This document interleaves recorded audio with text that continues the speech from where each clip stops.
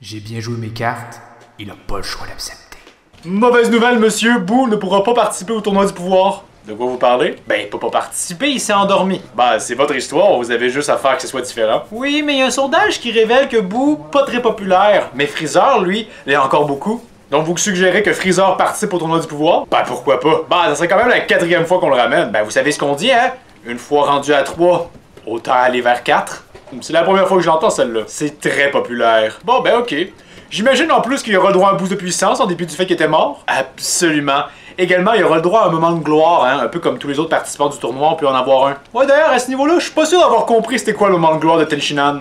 Ça me semblait évident, là. J'ai montré à quel point il est devenu résistant en ayant Gohan le taper dessus, là. Ouais, j'avoue que vu comme ça. Est-ce qu'on voit également les autres univers avant le tournoi? Pas beaucoup. Je voulais vraiment que ça demeure une surprise pour le tournoi, mais vous vous souvenez de Kabe? Ah oui, ce personnage qu'on pensait allait devenir intéressant? Bien, vous pouvez continuer d'attendre parce qu'il va recruter 2 Saiyans femelles qui vont très rapidement devenir plus fortes que lui. 2 Saiyans femelles, hein?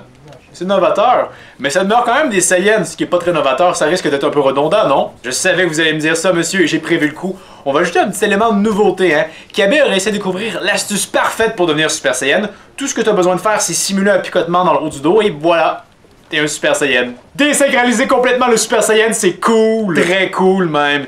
Également, on a Caulifla qui va réussir à débloquer le Super Saiyan 2 environ 2 minutes après avoir obtenu Super Saiyan 1. Je suis pas sûr que ça plaise aux fans, ça. Ça va aller, j'ai prévu le coup, parce que Broly, c'est aussi un personnage qui est très populaire, et je me suis dit que Kel, qui l'accompagne, on pourrait en faire une espèce de Broly version féminine. Une brolette? Ouais, on peut le voir comme ça. Bah, tant que du fanservice, ça ne sera que ça, monsieur. Également, on va en apprendre un peu plus sur Jiren, vous savez, le combattant dont Toppo parlait. Ah, pis il est comment? Ben, imaginez-vous Superman, mais vachement plus stoïque, et qui a le chara-design le plus cliché au monde d'un alien. Mais encore? Ben, c'est le chef des Pride Troopers, une équipe de justiciers, là. On va en apprendre plus sur lui durant le tournoi, j'espère. Ben, c'est une possibilité. Vous avez regardé les meilleurs moments de la Team Rocket au lieu de développer vos personnages, hein? Et le tournoi commence, hein? Tout le monde est téléporté sur l'arène où aura lieu le tournoi du pouvoir. Ouais, elle est comment d'ailleurs cette arène? Ben, c'est très plat et au centre, il y a un pilier qui sert de minuterie parce que oui, il y a un temps limite au tournoi. Hein? Si à la fin du temps imparti, un univers n'a pas réussi à sortir tous les autres, c'est l'univers qui compte le plus de combattants qui va l'emporter. Temps limite, hein? J'avoue qu'on n'a jamais utilisé ça dans Dragon Ball. Effectivement, c'est une nouveauté. Aussi, l'arène, elle est vraiment très dure. Hein? On l'avait déjà introduit dans l'air que Boo, le Catchin, c'est une version encore plus dure de ce matériel. Donc, ça va être difficile pour les combattants de la briser. Non, en fait, ça va être super facile, à peine un problème. Ah ouais? Oui, parce que je me suis rendu compte que avoir une figure plane comme arène, c'est un peu plate, donc ils vont la briser pour acheter des endroits où ils peuvent se cacher, là. Oui, mais dans ce cas-là, si vous jugez qu'une arène plane, ça vaut pas la peine, juste réécrire tout simplement ça pour pas désacraliser un matériau que vous avez vous-même introduit. Ouais, mais j'ai déjà imprimé le scénario, donc j'ai pas envie de le refaire à nouveau. Moi, c'est vrai qu'il faudrait sauver du papier, hein? L'environnement avant toute chose. Donc, le tournoi commence, mais ça va pas super bien pour nos héros, parce que les gros joueurs, hein, Goku, Vegeta, Freezer, c'est 17, ça les intéresse pas vraiment de collaborer, puis ils sont chacun dans leur coin. Ça laisse ici le reste de nos héros, hein, Gohan, Tortue Géniale, Tenshinhan, vulnérables à une attaque concertée par les différents univers qui jugent qu'il faut en finir avec l'univers 7 parce que c'est de leur faute si le tournoi a lieu. Ok, ça démarre très bien. Et nos héros, grâce à un travail d'équipe concerté, réussissent à esquiver l'attaque, en lancer une autre sur le groupe, mais l'écart de puissance se fait ressentir. Wow, je vais être franc avec vous, j'étais pas vraiment friand de votre idée, mais c'est vachement intéressant ce que vous me parlez. Et on passe à autre chose. Mais on y revient. Non, on passe à autre chose. Ça va être réglé hors champ, là. Donc nos héros vont réussir à vaincre leur adversaire. Non, non.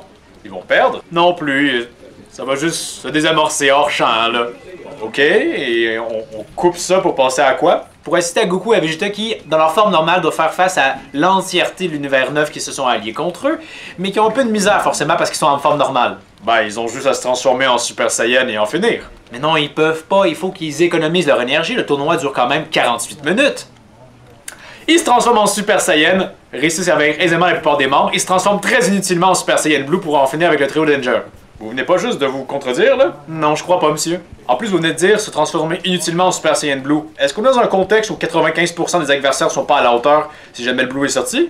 Ouais, à peu près. Ça risque pas de rendre environ la plupart des combats ô combien intéressants, ça. Non, ça va aller parce qu'on va ressortir Brolette. Je me dis qu'il y a encore des trucs avec Broly que j'ai pas repompé. On pourrait avoir notamment qu'elle encaisse et parvient même à avancer dans un Kamehameha lancé par un Goku en Super Saiyan Blue. Wow. Je sais que je vais me plaindre que les gens étaient pas assez forts, mais c'est peut-être pas trop fort. Ça vient pas complètement désacraliser l'énergie divine, ça? Non, ça va aller. On pourra toujours juste sous-entendre. C'est dans le domaine des possibilités que Goku est pas à fond la caisse, exactement comme lors de son échange de Kamehameha avec Krillin. Ouais, j'avoue que c'est une possibilité.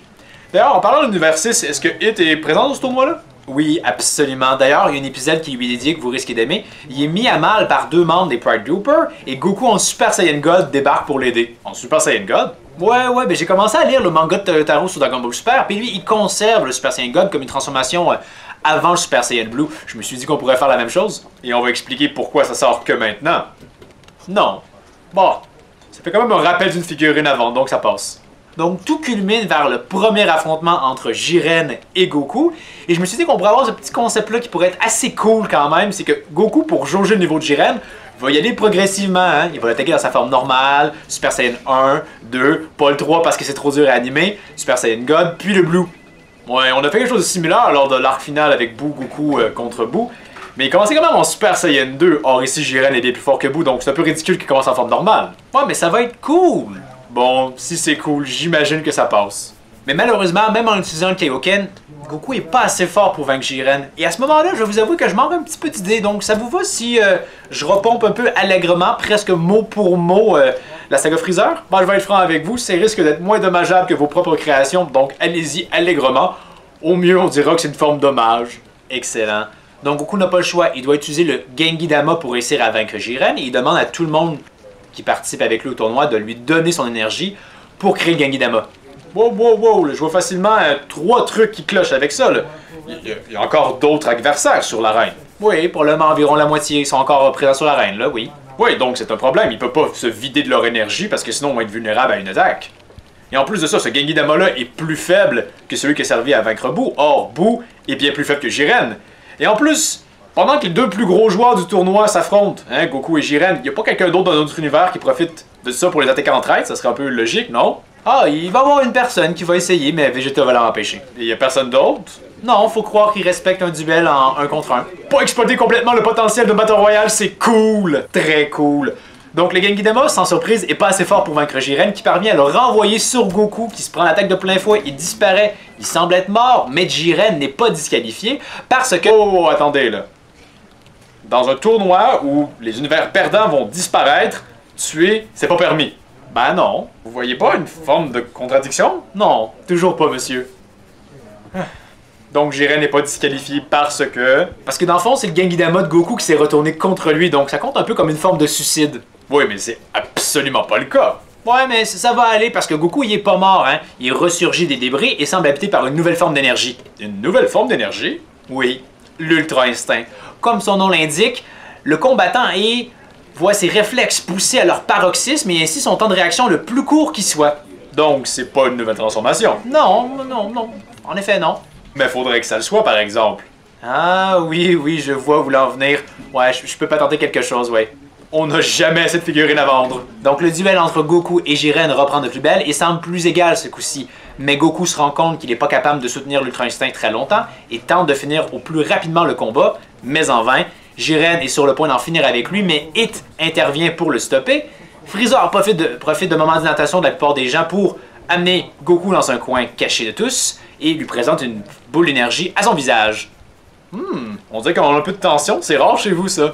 Donc, qu'est-ce que vous pensez de ce début de tournoi, monsieur? Je vais être franc avec vous, je trouve pas que ça vole très haut, mais si on met le paquet pour le combat Jiren-Goku, j'imagine qu'on va se faire pardonner et donner envie de voir la suite.